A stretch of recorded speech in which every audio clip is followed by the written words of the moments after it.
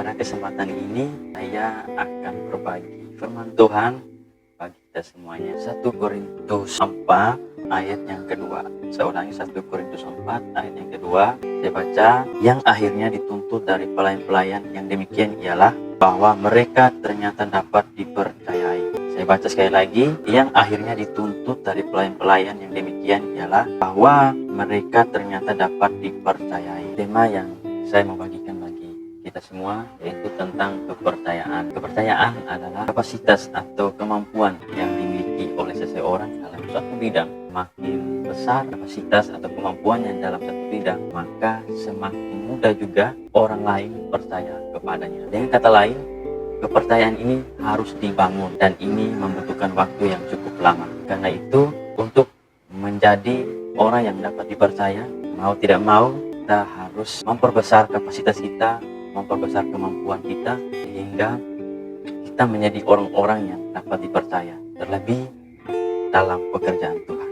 Kalau kita melihat dari firman Tuhan yang kita baca tadi, berkata demikian, yang akhirnya dituntut dari pelayan-pelayan yang demikian ialah bahwa mereka ternyata dapat dipercayai.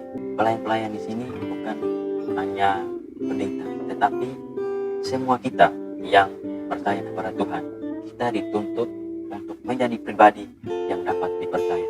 Ada 3 poin penting yang harus dimiliki oleh setiap kita. Dan pertemuan kali ini saya akan membahasnya 1 poin, dan kedua poin berikutnya saya akan membahas di pertemuan berikutnya. Karena itu, teman-teman semuanya nyalakan lonceng notifikasinya sehingga mendapatkan video terbaru dari saya. Pertama adalah kejujuran. Matius 5 ayat 37 berbunyi demikian, jika ya, hendaklah kamu katakan ya, jika tidak, hendaklah kamu katakan tidak. Apa yang lebih daripada itu berasal dari jahat.